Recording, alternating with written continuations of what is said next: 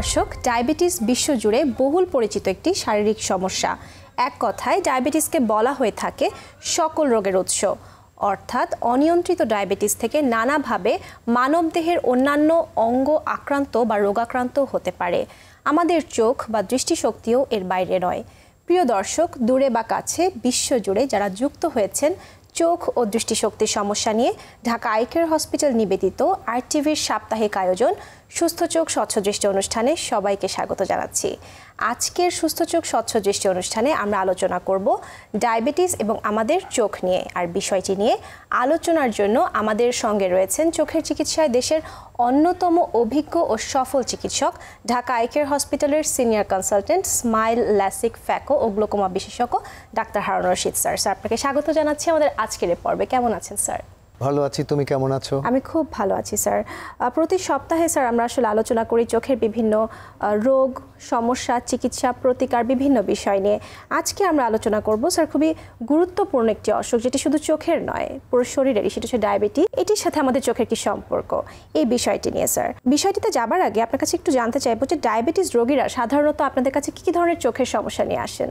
ধন্যবাদ তোমাকে। দেখো, ডায়াবেটিস বা বহুমূত্র রোগ আমাদের শরীরের স্বাভাবিক কার্যপ্রণালীকে ব্যাহত করে এবং এর ক্ষতিকর প্রভাব আমাদের শরীরের প্রায় প্রতিটি অঙ্গ প্রত্যঙ্গে পরিলক্ষিত হয়। তবে চোখের সাথে ডায়াবেটিসের সম্পর্ক খুবই গভীর, কেননা ডায়াবেটিস চোখে বহুমাত্রিক জটিলতা সৃষ্টি করে এবং এর পরিণতি এমনকি অন্ধত্বও হতে পারে। বহু গবেষণায় দেখা গেছে যাদের ডায়াবেটিস রয়েছে তাদের অন্ধত্বের ঝুঁকি যাদের ডায়াবেটিস নেই তাদের চাইতে প্রায় 25 গুণ বেশি।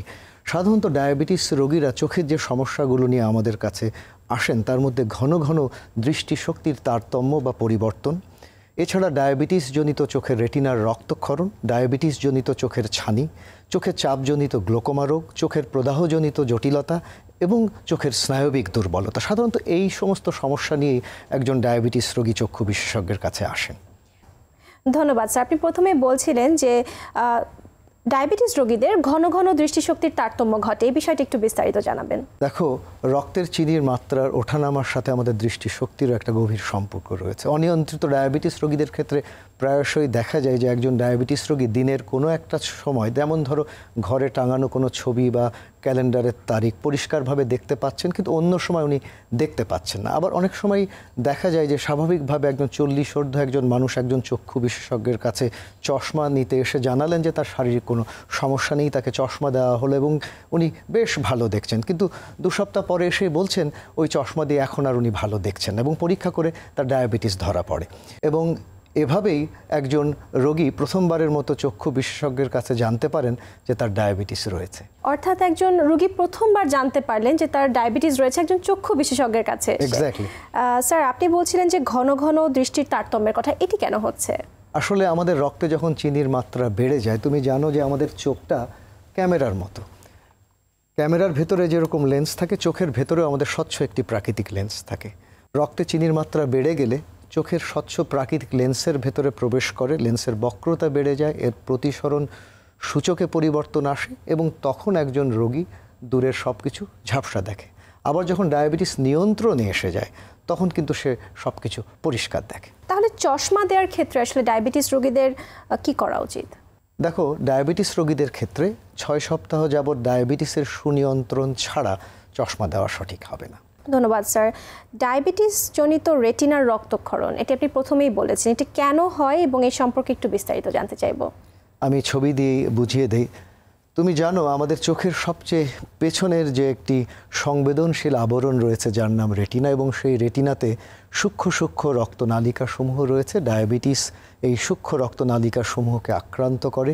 এর পরের ছবিতে আমরা দেখব রক্তনালিকা সমূহ যখন সচ্ছিদ্র হয়, সেই ছিদ্র দিয়ে রেটিনাতে পানি জমে, রক্তক্ষরণ হয়, চর্বি জমে এবং আমিষ জমে। এর পরের ছবিতে আমরা দেখব চোখের রেটিনাতে যখন অক্সিজেনের অভাব ঘটে তখন সেখানে সূক্ষ্ম সূক্ষ্ম অস্বাভাবিক দুর্বল ভঙ্গুর রক্তনালিকা সমূহ উৎপন্ন হয়, যা সহজেই রেটিনাতে রক্তক্ষরণ ঘটায়।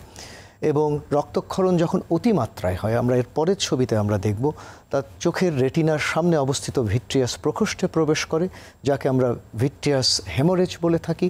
এর পরের ছবিতে আমরা দেখব এরই হাত ধরে একটি সংঘবদ্ধ স্কার টিস্যু যখন রেটিনাকে সামনের দিকে টানতে থাকে, রেটিনা ছিঁড়ে যায়। এই অবস্থাকে আমরা রেটিনাল ডিট্যাচমেন্ট বলে থাকি। এভাবেই একজন মানুষ ধীরে ধীরে অন্ধত্বের কোলে ঢলে পড়ে। এটাকে আমরা অ্যাডভান্স ডায়াবেটিক আই ডিজিজ বা অতিমাত্রায় অগ্রসরমান ডায়াবেটিস জনিত চোখের অসুখ বলে থাকি। ধন্যবাদ স্যার। আপনি বলছিলেন যে রেটিনায় কি ধরনের সমস্যা হতে পারে একজন ডায়াবেটিসে আক্রান্ত রোগীর। একজন ডায়াবেটিস রোগীর বছরে কতবার পরীক্ষা করা উচিত? খুবই গুরুত্বপূর্ণ প্রশ্ন। স্বাভাবিকভাবে একজন রোগী প্রতিদিন গ্লুকোমিটারে বাসায় বসে তার ডায়াবেটিস পরীক্ষা করতে পারেন। এছাড়া প্রতি মাসে ল্যাবরেটরিতে যে একবার ব্লাড সুগার পরীক্ষা করা উচিত। আরেকটি হলো প্রতি 3 মাস পর পর আমাদের গড় ডায়াবেটিস, যেটাকে আমরা হিমোগ্লোবিন A1C বলি, সেটা আমরা দেখতে পারি। প্রতি 6 মাস পর আমাদের কিডনি এবং দাঁতের পরীক্ষা করা উচিত এবং প্রতি বছর চোখ এবং হার্টের পরীক্ষা করা উচিত। ধন্যবাদ স্যার। আপনি বলছিলেন একজন ডায়াবেটিস রোগীর কতবার পরীক্ষা করা উচিত, কোন কোন ডাক্তারের শরণাপন্ন হওয়া উচিত। একজন ডায়াবেটিস রোগীর তাহলে চক্ষু বিশেষজ্ঞের কাছে কখন আসবেন? একটু আগে বললাম যে যাদের ডায়াবেটিস রয়েছে প্রতি বছর একবার চোখ পরীক্ষা করা উচিত এবং ডায়াবেটিক রেটিনোপ্যাথি যাদের প্রাথমিক পর্যায়ে রয়েছে তাদের প্রতি 6 মাস পর। কিন্তু ডায়াবেটিক রেটিনোপ্যাথি যাদের অগ্রসরমান অবস্থায় রয়েছে তাদের প্রতি 3 মাস পর চোখ পরীক্ষা করা উচিত। এছাড়া একজন ডায়াবেটিক মহিলা যিনি অন্তঃসত্ত্বা হয়েছেন, অন্তঃসত্ত্বা হবার প্রথম 3 মাসের মধ্যে তার চোখটা পরীক্ষা করা উচিত। এছাড়া এর পরপর প্রতি 3 মাস পরও তার পরীক্ষা করা উচিত। এছাড়া যে সমস্ত ডায়াবেটিক মহিলার অন্তঃসত্ত্বা নন কিন্তু অন্তঃসত্ত্বা হতে চান, তাদেরও অন্তঃসত্ত্বা হবার আগে একজন চক্ষু বিশেষজ্ঞকে দিয়ে চোখটা পরীক্ষা করা উচিত। ধন্যবাদ স্যার। খুবই গুরুত্বপূর্ণ একটি তথ্য আপনি আমাদের দিলেন। ডায়াবেটিক রেটিনোপ্যাথির কথা আপনি বলছিলেন এর আগে, শনাক্তকরণ কিভাবে করেন? দেখো, অধিকাংশ ক্ষেত্রে ডায়াবেটিক রেটিনোপ্যাথির প্রাথমিক পর্যায়ে তেমন কোনো উপসর্গ থাকে না, তাই প্রাথমিক পর্যায়ে শনাক্ত করাটা খুবই গুরুত্বপূর্ণ একটি বিষয়।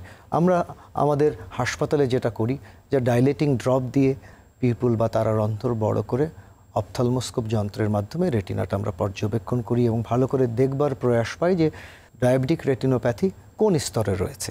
এর পাশাপাশি আমরা আরেকটি জিনিস করি, সেটা হলো আমরা রেটিনার একটা ছবি তুলে রাখি, যেটাকে আমরা কালার ফান্ডাস ইমেজিং বলি। এর পরের ছবিতে আমরা দেখব আমরা চোখের একটা প্রয়োজনে অ্যাঞ্জিওগ্রাম করি। তুমি জানো যে হৃদরোগের চিকিৎসায় আমরা যেমন অ্যাঞ্জিওগ্রাম করি, চোখের ক্ষেত্রেও আমরা ফান্ডাস ফ্লোরসেন্স অ্যাঞ্জিওগ্রাম করে থাকি। এর পরের ছবিতে আমরা দেখব প্রয়োজনে আমরা ওসিটি বা অপটিক্যাল কোহেরেন্স টোমোগ্রাফি করে আমরা দেখি যে রেটিনার 10টি লেয়ার বা স্তরের মধ্যে কোন স্তরে রক্তক্ষরণ হয়েছে, চর্বি জমেছে, সেটা ভালো করে আমরা দেখতে পারি। এর পরের ছবিতে আমরা দেখব যে ভিট্রিয়াস প্রকোষ্ঠে যদি অতিমাত্রায় রক্তক্ষরণ হয় বা রেটিনা যদি ছিঁড়ে যায়, সেক্ষেত্রে আমরা আল্ট্রাসাউন্ড বি স্ক্যানের মাধ্যমে সেটা আমরা নির্ধারণ করতে পারি।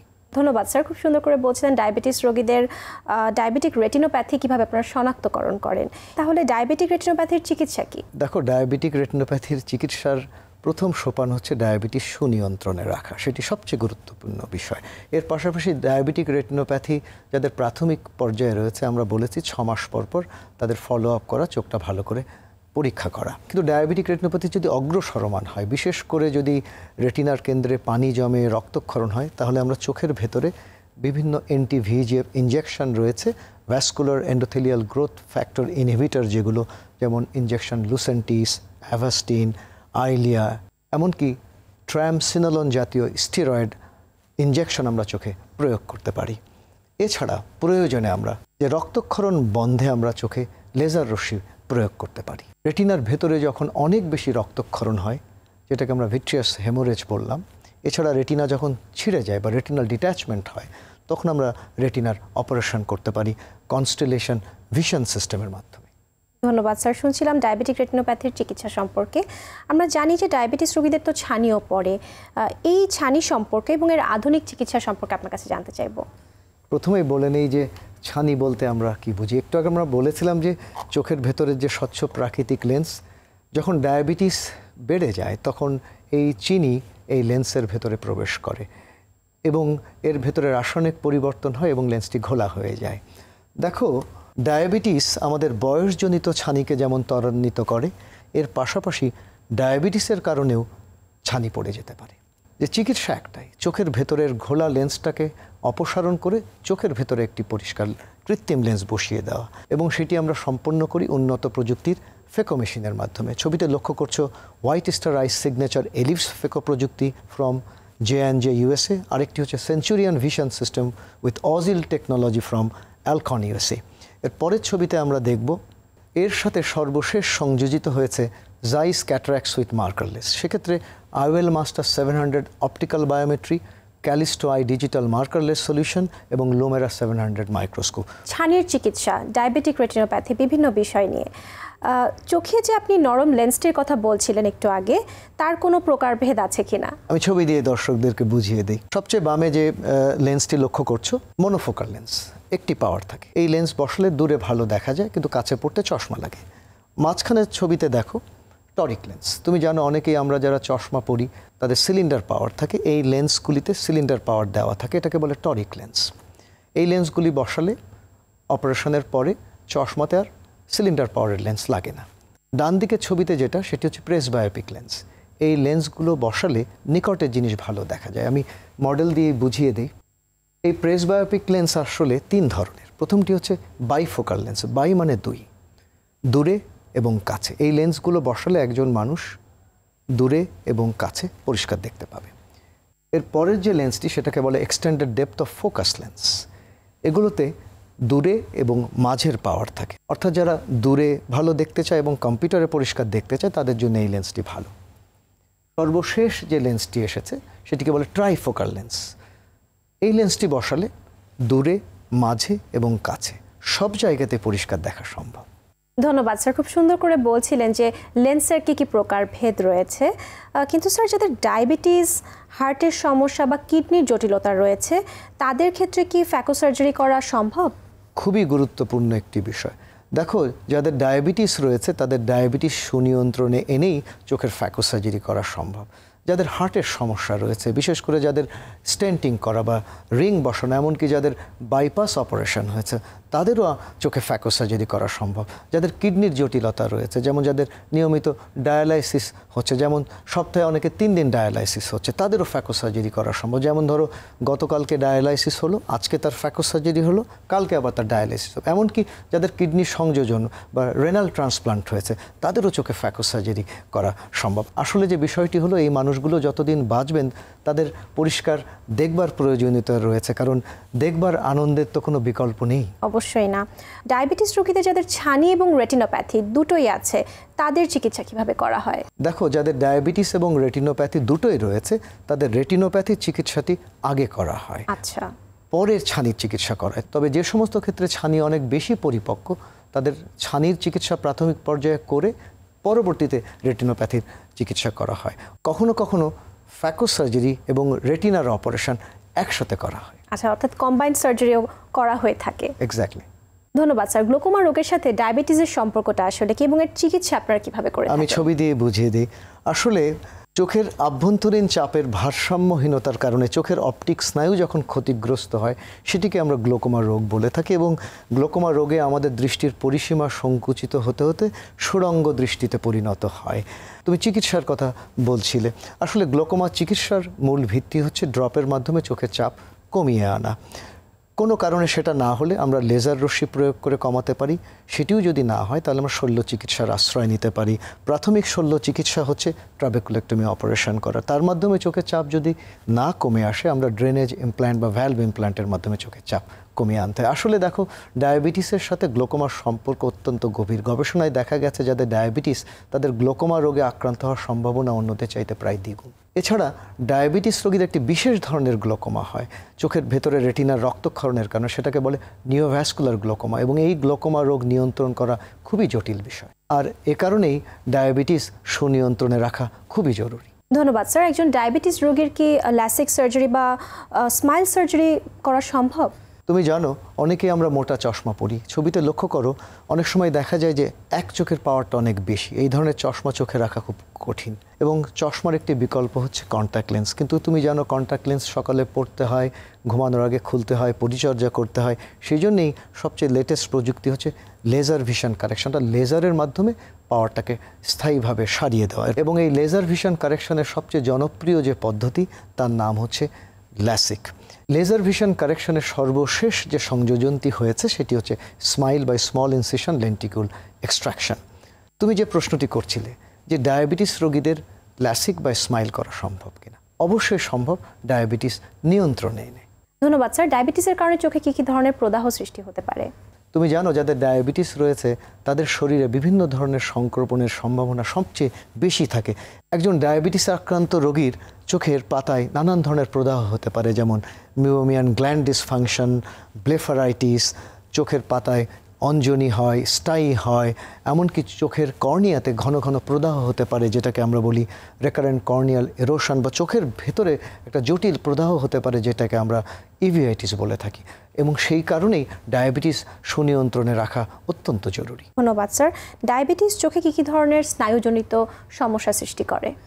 তুমি জানো যে ডায়াবেটিস আমাদের স্নায়ুতন্ত্রকে আক্রান্ত করে এবং চোখের সাথে মস্তিষ্কের সরাসরি যোগাযোগ রয়েছে বিভিন্ন ক্রেনিয়াল নার্ভ বা স্নায়ু দ্বারা। যেমন ধরো ডায়াবেটিসের কারণে তৃতীয় ক্রেনিয়াল নার্ভ যদি আক্রান্ত হয়, সেক্ষেত্রে চোখের উপরের পাতা নিচের দিকে নেমে পড়ে, যেটাকে আমরা টসিস বলি। নিচের বাম দিকের ছবিতে লক্ষ্য করো যে একজন উপরের পাতাটি ধরে রেখেছে কারণ চোখের পাতাটা নিচে নেমে গেছে, কিন্তু নিচের ডান দিকের ছবিতে লক্ষ্য করো ডায়াবেটিস নিয়ন্ত্রণে আনার পরে উনি স্বাভাবিকভাবে চোখ খুলতে পারছে। এর পরের ছবিতে আমরা দেখব তৃতীয়, চতুর্থ এবং ষষ্ঠ ক্রেনিয়াল নার্ভ যখন আক্রান্ত হয় তখন চোখটা কিন্তু বেঁকে যেতে পারে, অর্থাৎ প্যারালাইটিক স্কুইন্ট হতে পারে। এর পরের ছবিতে আমরা দেখব সপ্তম ক্রেনিয়াল নার্ভ যখন আক্রান্ত হয় তখন মুখ বেঁকে যায়, চোখ বন্ধ হয় না এবং চোখ থেকে পানি পড়তে থাকে। এবং চোখের সবচেয়ে যে গুরুত্বপূর্ণ যে স্নায়ু, দ্বিতীয় ক্রেনিয়াল নার্ভ, যেটাকে আমরা অপটিক নার্ভ বা অপটিক স্নায়ু বলে থাকি, সেটি আক্রান্ত হলে একজন মানুষের দৃষ্টি পুরোপুরি চলে যায় এবং একজন মানুষ অন্ধত্ব বরণ করে। ধন্যবাদ স্যার। আজকাল কিন্তু আমরা দেখছি ডায়াবেটিসে শিশুরাও অনেক আক্রান্ত হচ্ছে, এর কারণটা কি? তুমি খুবই একটি প্রাসঙ্গিক বিষয়ের অবতারণা করেছো। আমরা এতদিন ধরে জানতাম যে ডায়াবেটিস শুধু বড়দেরই হয়, বিশেষ করে টাইপ 2 ডায়াবেটিস, কিন্তু আজকাল দেখা যাচ্ছে যে এই টাইপ 2 ডায়াবেটিস শিশুদেরও হচ্ছে। তার কারণ হচ্ছে যে ফাস্ট ফুড, যেটাকে আমরা জাঙ্ক ফুড বলে থাকি, এবং কোমল পানীয় কালচার। এছাড়া বাচ্চাদের দিন দিন বিভিন্ন অলস শখগুলো বেড়েই চলেছে, যেমন সারাদিন টেলিভিশনে কার্টুন দেখা, কম্পিউটারে বসে ভিডিও গেমস খেলা, আইপ্যাড, মোবাইল ফোন তো রয়েছে। সেই জন্যে সোনামণিরা তোমাদেরকে বলবো, টেলিভিশন, কম্পিউটার, মোবাইল, গেমস সব মিলিয়ে সারাদিনে 1 ঘন্টার বেশি করবে না। মনে থাকবে তো? ধন্যবাদ স্যার। সর্বশেষ প্রশ্ন আমার, সেটি হচ্ছে ডায়াবেটিস জনিত অন্ধত্ব আমরা কিভাবে আসলে প্রতিরোধ করতে পারি? দেখো, ডায়াবেটিস একটি সারা জীবনের অসুখ। ডায়াবেটিস নিরাময়যোগ্য নয়, কিন্তু নিয়ন্ত্রণযোগ্য। এবং সেই লক্ষ্যেই যে জিনিসটির সবচেয়ে প্রয়োজন সেটি হচ্ছে জীবনযাপনে পরিবর্তন আনা। তার মধ্যে সবচেয়ে গুরুত্বপূর্ণ হচ্ছে খাদ্যাভ্যাসে পরিবর্তন। আমাদের প্রচুর শাক সবজি, ফলমূল এগুলো খাওয়া উচিত, নিয়মিত হাঁটা উচিত, ব্যায়াম করা, কায়িক পরিশ্রমে অভ্যস্ত হওয়া। ধন্যবাদ স্যার। আজকে খুব সুন্দর করে আপনার কাছ থেকে শুনছিলাম ডায়াবেটিস জনিত কী কী ধরনের রোগ হতে পারে, চোখের কী কী ধরনের সমস্যা হতে পারে। আপনাকে অনেক ধন্যবাদ জানাচ্ছি, আপনার শুভকামনা আশা করছি। তোমাকেও ধন্যবাদ, আরটিভির সকল দর্শক এবং আরটিভিকেও ধন্যবাদ। দর্শক, ডায়াবেটিস কেমন করে চোখের সমস্যার সঙ্গে নিবিড়ভাবে জড়িয়ে আছে সেটি শুনছিলাম বিজ্ঞ আলোচক, চক্ষুরোগ বিশেষজ্ঞ ডাক্তার হারুন রশিদ স্যারের কাছে। নিশ্চয়ই যাদের ডায়াবেটিস রয়েছে তারা অবশ্যই নিজেদের ডায়াবেটিসকে নিয়ন্ত্রণে রাখবেন এবং নিয়মিত বিরতিতে চোখ পরীক্ষা করাতে একদমই ভুলবেন না, কারণ সুস্থ চোখ মানেই স্বচ্ছ দৃষ্টি আর সুন্দর জীবন। আজ বিদায় নেব, আবারও আপনাদের সঙ্গে দেখা হবে চোখের অন্য কোনো সমস্যা এবং তার সম্ভাব্য পরামর্শ নিয়ে। সে পর্যন্ত আপনার চোখ সুস্থ রাখুন, দৃষ্টি স্বচ্ছ রাখুন, সবার জন্য শুভকামনা।